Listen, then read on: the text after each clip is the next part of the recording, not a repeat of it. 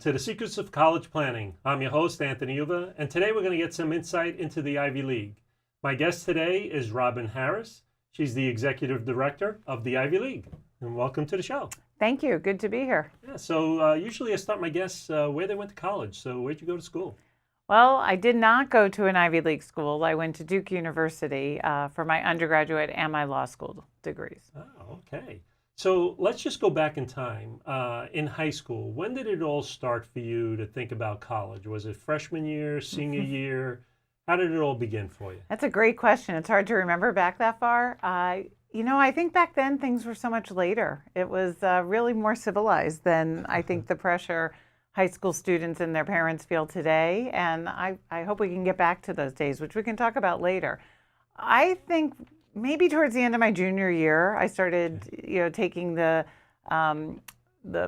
first set of standardized tests and started getting brochures in the mail, and really the old school way, and applied my fall of my senior year in high school. And so somewhere over the summer, probably narrowed my list down. Now, did you directly know it was Duke University and that was it, or did you have a wide variety of different schools?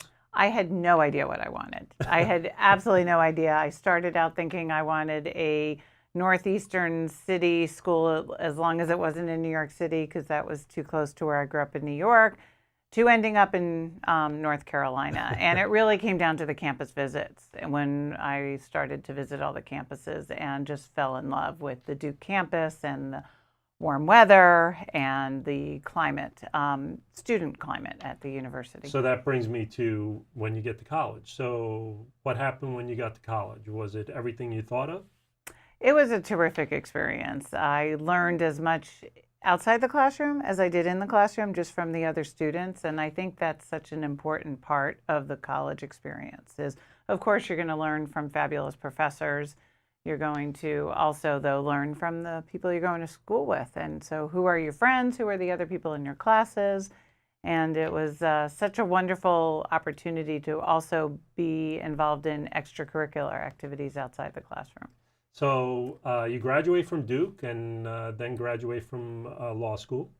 How does one go from that to becoming the executive director of the Ivy League? So it's funny, I did work for 3 years before going to law school back at Duke. I worked in government consulting, and I had no idea what I wanted to do with my life when I was a senior at Duke. Both my parents are lawyers. I did not want to go to law school by default, and I was looking for other work.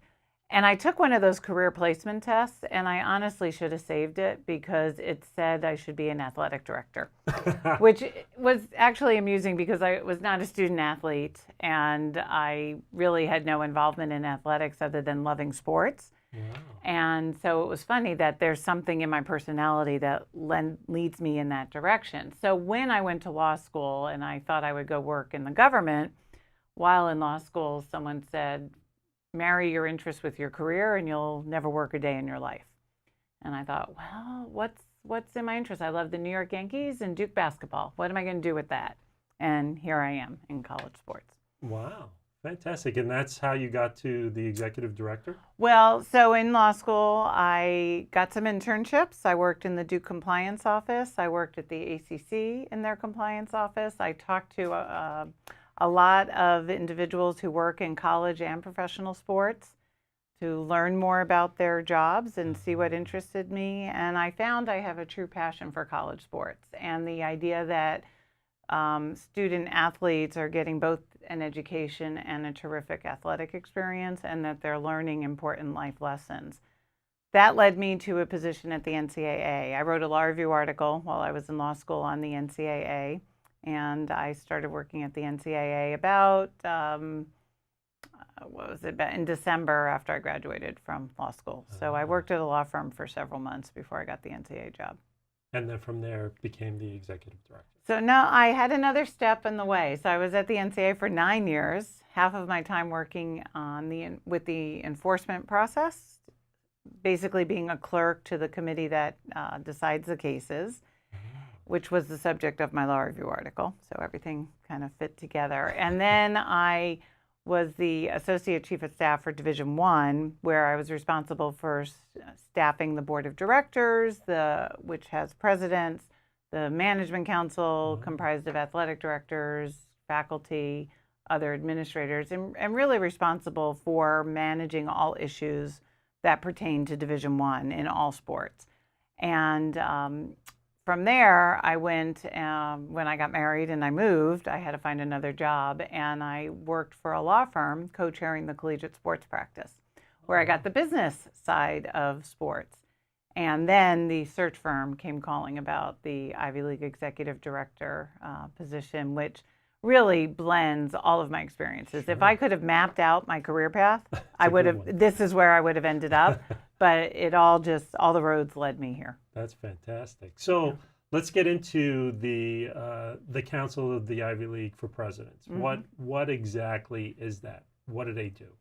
So the Ivy League, our formal title is the Ivy League Council of Presidents, and it's a group of 8 schools: Brown, Columbia, Cornell, Dartmouth, Harvard, Penn, Princeton, and Yale, that form together for an athletics purpose. We've been competing against each other since the 1800s. We formalized the arrangement in 1954 with a signed agreement where the presidents came together because they were concerned about the corruption in college football in 1954. Wow. Can you believe that?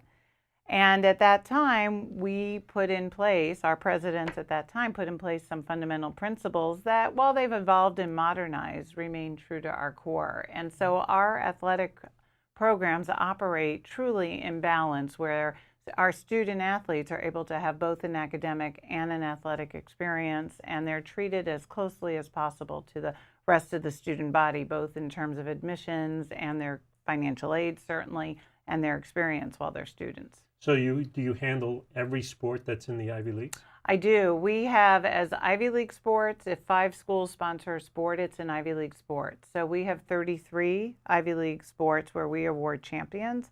Our schools sponsor an average of 35 sports, with the highest at 42. Wow. And we get involved in all aspects. So the aspects of sponsorships and TV rights and so on and so forth. Yes, at the conference level. And then we also help coordinate policies and rules. We have our own Ivy League rules as well as NCAA rules, championships in a number of our sports. And then we have a website and the Ivy League Network where we broadcast the live events for over 1,100 contests across all sports. And when did that start? So this is the 5th year of the Ivy League Network, and it's been a huge success. So did you have something to do with that? I did. It was our athletic directors came together, and presidents supported the initiative where each school had been already streaming. That seems like such an old school term now, but each school had been streaming their own events, and each school had branded its own channel of events. And we thought if we came together and pooled resources, we could have an Ivy League digital network at the time where it would be a 9-channel endeavor. So we would all be under one umbrella, and then each school would also have its channel for fans. Over time, that's evolved where it's really the Ivy League network. And of course, fans of an individual school can find the games for that school, but they can also watch games from other schools.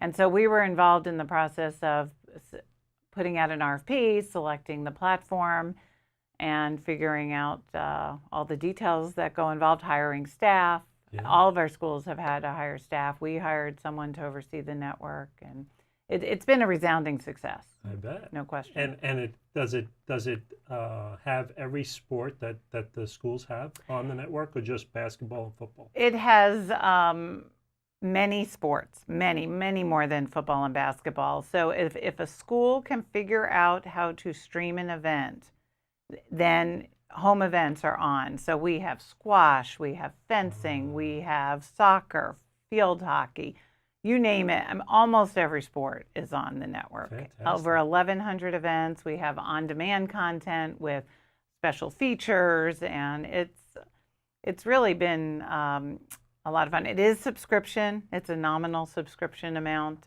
People can buy day passes, monthly passes, quarterly, yearly. Wow, fantastic.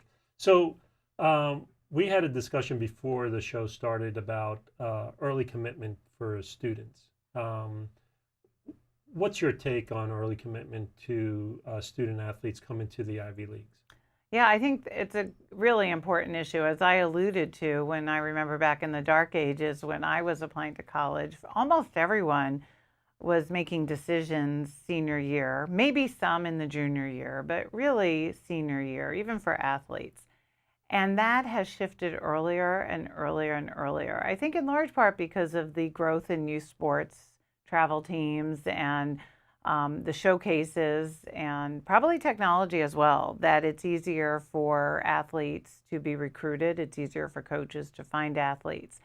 And we are in a never-ending spiral of earlier and earlier commitments. And some sports are earlier than others. Lacrosse tends to be the poster child, but it's touching other sports like softball and soccer. And so our schools actually took a stance because we don't adjust our admissions process. So the earliest that any athlete or regular student can get a sign from the admissions office whether or not they're likely to be admissible is not until the senior year.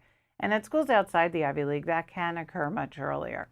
And we really hold true to that timetable, that we think you need to develop yourself as a person, your academic credentials, and you need to figure out what you as a person want in a college. And conversely, a college should have a strong record upon which to evaluate. So when we see commitments occurring in the freshman and sophomore year at other schools, that just doesn't make sense. Now, is that just verbal commitments? Those are just verbal because you're actually, even under NCAA rules, you can't sign a national letter of intent until the senior year. Now, we in the Ivy League don't subscribe to the national letter of intent because that's tied to an athletic scholarship, which we don't offer. But we do limit the period when the admissions office can review someone's credentials. So we actually took a firm stance on, appropriately so, on holding to our admissions process. And we consistently, over the past several years, have raised the issue at the NCAA level. And finally, we have some traction.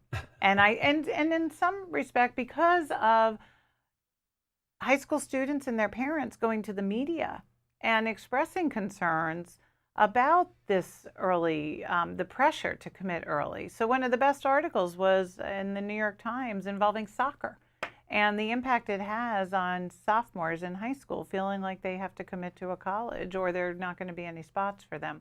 So the NCAA is actually looking at this, and I think we're going to bring the timetable back closer to what it should be, where decisions shouldn't be happening until at the earliest the junior year. And ideally, we'd like to see it the senior year. So a big thing at the college level is always the cost, and an Ivy League is pretty expensive to go to a school. There are other avenues other than scholarship, academics, financial need, things of that sort. The Ivy League does things like that? So the Ivy League offers very generous need-based financial aid packages. We have among the most generous packages at all 8 of our schools in the entire country. All aid has to be need-based in the Ivy League. There may be some limited special scholarships that are available at different schools, but there really aren't academic scholarships like there are at other schools, and there's definitely no athletic scholarships in the Ivy League. But fortunately, we have tremendously generous need-based financial aid packages. Is there any type of merit scholarships or anything that they can give? They can't. So it's just financial need, and that's basically other than some limited special scholarships that are designated for certain purposes, but not a general like, oh, you're great in math and or physics, and we're going to give you this package like other schools do. Gotcha. So how does the Ivy League then work with student athletes coming into the different sports? Because a lot of these athletes, some are well off in affluent families, so they just come to them and say, okay, you pay the sticker price of the school. So the way the process works is obviously coaches are recruiting, and during the recruitment process or the college selection process, families are able to go on all of our websites now, and there's a calculator, and they can input their information and get a general sense. It's an estimate, it's not precise, it's not going to be the final award probably, but they can get a general sense of what the need-based financial aid package would look like. And then there's always the option of talking with someone in the financial aid office to get an early sense of, okay, if they supplied tax returns, what would the aid package look like? And then after admissions, they get or with the admissions letter, they would get a. Now, over the years on the show, I've had admissions people on and financial aid people on from Princeton University and other schools, and they talk about the interview process. There's like an interview process to get into the school. Is there an interview process for the athletes as well? Do they go through some type of interview process as well? So that's up to each individual coach. I would expect our coaches are getting to know the prospective student athletes as people, as well as their performance on the field. So whether you call it an interview or not, they are allowed to have a certain number of meetings with each prospect in person, whether it's on campus or off campus, get to know the family, get to know more about who the individual is as a person. Now, another big thing that comes up to me a lot from parents is time factor. The time factor at the universities, when they go for a sport, it's always about the sport, not about academics. At the Ivy League, from talking to all these people, it's more about academics. What's your take? We are very protective of our student athletes' experience. We want them to not only have an amazing athletic experience, but to have a fabulous academic experience and also have time to be a student as well, because that's important, to have some downtime and to just enjoy the social aspects as well as extracurricular aspects. Many of our student athletes are involved in another activity beyond their participation on an athletics team. So in the Ivy League, we limit the number of hours that student athletes can be involved in their sport, more so than what the NCAA allows. And it varies by sport, and the limits are particularly applicable in what we call the off season, where we limit the time that they can be involved in activities. And some sports have shorter seasons or play fewer games because we want to make sure they have time to be students. We also significantly limit what they can do in the summer athletically, because that's a time for them to get jobs and internships. And the trend nationally in Division I has been for many, many sports to spend the summer on campus working out. And we want our student athletes to have other experiences. Now, from having so many people on as well, they tend to tell me that once you graduate from an Ivy League school, they tend to come back and either work at the school or something of that sort. Do you see that in a lot of cases with all the Ivy League schools? There's a tremendous community with Ivy League students generally and student athletes, and it actually transcends our schools post-graduation. There's still competitiveness on the field, but there's something special about having gone to an Ivy League school and also having been a student athlete at an Ivy League school and challenged yourself to exceed all expectations athletically, academically, and then in your career. So when people meet each other, there is a bond. And yes, a lot do come back, but I also find there's a terrific community just out in the world of Ivy League alumni. Yeah. So another thing that comes up is injuries at the college level. And concussions is one of the biggest things that the topic is always out there. What's your take on the concussion issues that are out there with the NCAA? So we have at the Ivy League been involved in studying concussions for about 7 years now, and we have been continuously on the forefront nationally in how we've tackled, no pun intended, concussions, both in terms of the management, the prevention, and the treatment as well. And we started studying with football because that's the one that gets all the press and the teams are large. we've actually studied 9 sports with soccer, ice hockey, men and women, squash, and lacrosse as well. Wow. And we've implemented changes in all of those sports in terms of practices, how we handle practices in the individual sports. And in football, we adopted an experimental playing rule for kickoffs, which we've had in place for 2 seasons, because we found, as we've studied concussions, that the number of concussions occurring in kickoffs were much greater than their percentage in the game. Really? So we had 25% of all of our concussions in games were occurring in kickoffs, and they're only 6% of plays. So we moved our kickoff line to encourage more touchbacks, and our concussions went way down for 2 years. So it's been and actually the NCAA last week announced that they were going to make some changes to the kickoff rule, and in large part that's because of the work we have done and the data that we have shared with the NCAA. So we're thrilled to see that happening. We've also limited in football the live tackling that occurs during the season as well as preseason, because we want to protect the welfare of our student athletes, and that's in all sports. Yeah. We're the only conference collecting all concussion data for all of our schools in all sports. So now, a lot of people always talk about grades at the Ivy Leagues. They all think you need a 4.0 GPA, you have to be number 1 in your class, or else you can't get to an Ivy League school. With sports, I'm assuming you can't get every 4.0 number 1 in their class to play every single sport in the Ivy Leagues.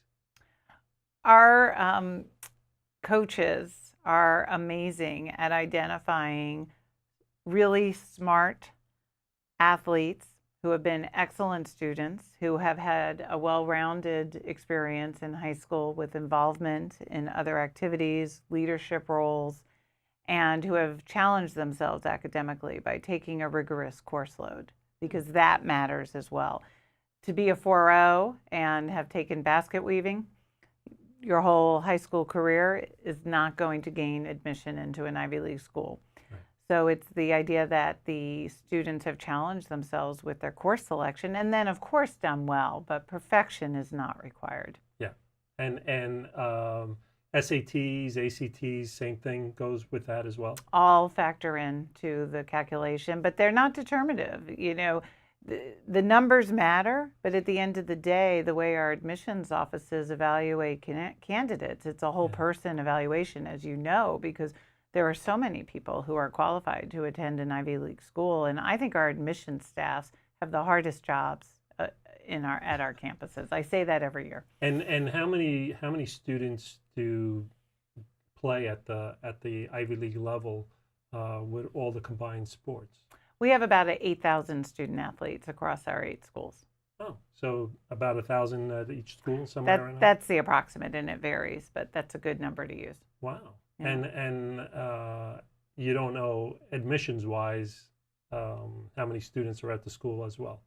I don't get involved in admissions decisions. And our schools vary in size, if that's what you're asking. So Cornell is our largest school, and then we have smaller schools like here at Princeton. So it varies tremendously. So the student population is a lot larger at Cornell compared to Princeton University? Yes, that's correct. Gotcha. So we're coming to the end of our show. Wow, that's gone quickly. Yeah. You ask good questions. See? So I usually ask my guests, what advice do you want to give to the parents out there that their sons and daughters are interested in going to an Ivy League school? What advice do you want to give to them? I think ensure that your son or daughter has the most well-rounded experience possible and has an opportunity to challenge themselves in the classroom, taking rigorous courses, and assuming leadership roles outside the classroom as well, I think is important. And know that the Ivy League is a great goal and a terrific experience. As someone that did not attend an Ivy League school, I've had a wonderful life and a terrific career. And there's many, many schools out there.